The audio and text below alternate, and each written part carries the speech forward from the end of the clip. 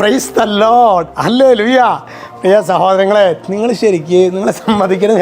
കാരണം അതായത് നേരിൽ കാണാതെ തന്നെ ഫോൺ ചെയ്തിട്ടൊക്കെ ചോദിക്കണം, അച്ഛനെ കണ്ണിന് നല്ല ക്ഷീണം ഉണ്ടല്ലോ. അതെന്താണെങ്കിൽ വരുന്ന വ്യാഴാഴ്ച കുട്ടികളുടെ നമ്മുടെ ധ്യാനം തുടങ്ങിയല്ലേ, നിങ്ങൾ എളുപ്പമെന്ന് വിചാരിച്ചിട്ട് കുട്ടികളുടെ റിട്രീറ്റ്. എൻ്റെ അമ്മ ഇന്നും പ്രാർത്ഥനയൊക്കെ ഓൾറെഡി തുടങ്ങി. അപ്പോൾ അതിൻ്റെയാണ് ഈ ക്ഷീണം. പിന്നെ വേറൊരു കാര്യം കൂടി പറയുകയാണ് കേട്ടോ. നിങ്ങളിൽ കുറച്ച് പേരൊക്കെ ഇന്നിപ്പോൾ തിങ്കളായില്ലേ, നാളെ ചൊവ്വയും ബുധനും നമ്മളുടെ കലാശക്കൊട്ടാണ് പണികളുടെ ഇഷ്ടം പോലെ പണികൾ ചെയ്ത് തീർക്കാണ്ട് നമുക്ക് കൂലിക്ക് വയ്ക്കാനുള്ള സംഭവങ്ങളൊന്നും നമ്മുടെ കയ്യിലില്ല എന്നറിഞ്ഞൂടെ.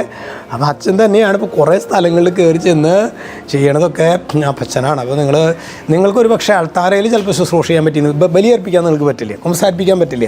പിന്നെ അച്ഛന് ദൈവം ഒരു പ്രത്യേക ഗിഫ്റ്റ് ഈ നമ്മുടെ വചനപ്രഘോഷണത്തിലും പാട്ടിലും അതും എല്ലാവർക്കും ചിലപ്പോൾ അത് ചെയ്യാൻ പറ്റിയെന്ന് വരും. പക്ഷേ നിങ്ങൾക്ക് ബാക്കിയുള്ള ഇതിപ്പോൾ അച്ഛൻ അതിനേക്കാളും കൂടുതൽ സമയം പുല്ല് പറിക്കുക, കറിക്കരിയുക. പാവം നമ്മുടെ ശുശ്രൂഷകരൊക്കെ മടുത്തു പോകണം. ഒറ്റങ്ങൾ ശരിക്കും വീട്ടിൽ ഉത്തരവാദിത്തങ്ങളെല്ലാം കഴിഞ്ഞിട്ട് ഇങ്ങോട്ട് വരുന്നത്. അപ്പോൾ നിങ്ങൾ നല്ല മനസ്സുള്ളവരൊക്കെ ചെയ്യേണ്ടത് എന്താണെങ്കിലും നമുക്കിന്ന് സെൻറ്റ് മേരീസിൽ പോവാം. എന്നിട്ട് കുറച്ച് നേരം നമുക്ക് മധ്യസ്ഥം പ്രാർത്ഥിക്കും. 1 മണിക്കൂർ അച്ഛന് വേണ്ടിയും നമ്മുടെ ഈ കുട്ടികളുടെ ആർമി ഓഫ് ജീസസിന് വേണ്ടി പ്രാർത്ഥിക്കാം. പിന്നെ ഒരു മണിക്കൂർ അല്ലെങ്കിൽ 2 മണിക്കൂർ അവിടെ എന്തെങ്കിലും പണികളൊക്കെ ഉണ്ടാവും. അച്ഛൻ പറഞ്ഞിട്ടുണ്ട് ഇങ്ങോട്ട് പോന്നവിടെ ഉച്ചയ്ക്ക് ഭക്ഷണം അച്ഛൻ തരാം. അപ്പോൾ ഇതൊക്കെയാണ് സ്നേഹം എന്ന് പറയുന്നത് കേട്ടോ. അപ്പോൾ നിങ്ങളെ പ്രത്യേകമായിട്ട് ഇതൊക്കെ നമുക്ക് നമ്മുടെ ശരിക്കും വരും തലമുറയെ അച്ഛൻ എന്തുകൊണ്ടാണ് പ്രിയ സഹോദരങ്ങളെ ശരിക്കും ഇവിടെ ഇങ്ങനെ പിടിച്ചു നിൽക്കണം? കാരണം എന്താ, ശരിക്കും പറഞ്ഞാൽ എനിക്ക് വേണമെങ്കിൽ മാറിക്ക് പോകായിരുന്നില്ലേ. അത് ദൈവം നമ്മളെ ഏൽപ്പിച്ചിട്ടുള്ളൊരു ദൗത്യമാണ്. കഷ്ടപ്പാടും സങ്കടവും ഇതൊക്കെയുണ്ട്. പക്ഷേ ദൈവം ഏൽപ്പിച്ചിട്ടുള്ള ദൗത്യത്തിൽ അപ്പോൾ നിങ്ങളൊക്കെ കൂടെ നിൽക്കുമ്പോൾ അതൊരു ഒരു സന്തോഷമാണ്. അപ്പോൾ നിങ്ങൾ വന്നേക്കണം കേട്ടോ. അപ്പോൾ ഇത് അച്ഛൻ ഞങ്ങളെ വിളിച്ചില്ലല്ലോ, അച്ഛൻ ഞങ്ങളെ ഇതാക്കിയില്ലല്ലോ, അങ്ങനെ ഞാൻ അച്ഛൻ അങ്ങനത്തെ ഒരു സ്റ്റൈലല്ല അച്ഛൻ്റെ.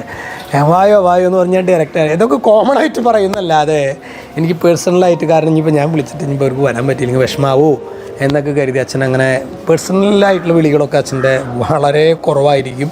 പക്ഷേ നിങ്ങളെ സ്നേഹപൂർവ്വം അച്ഛൻ ക്ഷണിക്കുകയാണ് കേട്ടോ. നിങ്ങൾക്ക് അങ്ങനെ മനസ്സിലൊരു പ്രചോദനം തോന്നുന്നുണ്ടെങ്കിൽ കുറച്ച് നേരം വന്ന് പ്രാർത്ഥിക്കുക.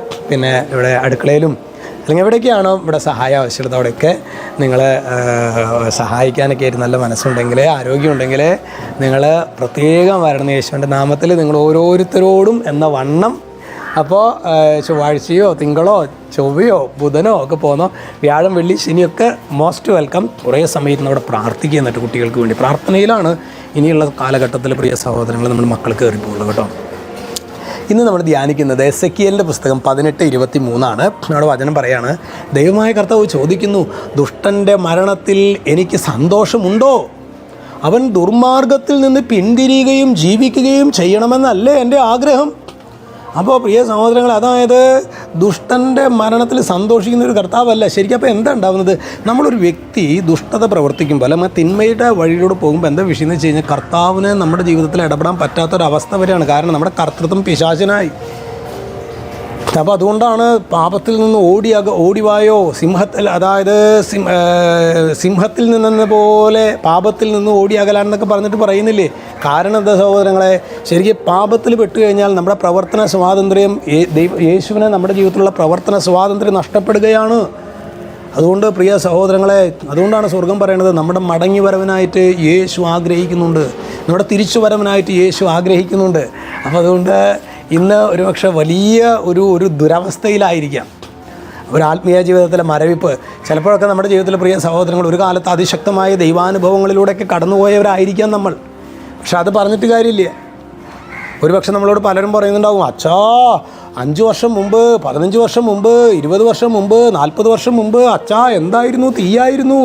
പിന്നെ അച്ഛൻ സൂര്യനായിരുന്നു, അതുപോലെയായിരുന്നു, ഇതുപോലെയായിരുന്നു. പക്ഷേ അതൊന്നും പറഞ്ഞിട്ട് കാര്യമില്ല. ഇന്ന് എൻ്റെ അവസ്ഥ വളരെ മോശമാണെങ്കിൽ അവരും പറയണം കേട്ടോ, ശരിയല്ലേ, ഞാൻ സംഭവമായിരുന്നു. നോ ഇന്നത്തെ എൻ്റെ അവസ്ഥ കർത്താവേ, അങ്ങനെയൊക്കെ ആയിരുന്നു ഒരു കാലത്ത്.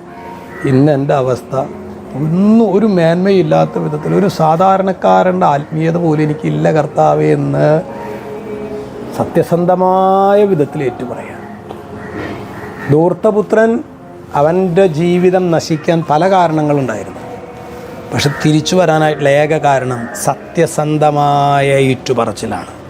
മകനെ, മകളെ, സത്യസന്ധമായൊരു ഏറ്റുപറച്ചിലിന് നീ ഒരുക്കുവാണെങ്കിൽ നിൻ്റെ ദൈവം എത്ര തകർന്ന അവസ്ഥയിലാണെങ്കിലും നിന്നെ സ്വീകരിക്കും. യേശുക്രിസ്തു നിങ്ങളെ അനുഗ്രഹിക്കട്ടെ. എപ്പോഴും എന്നേക്കും.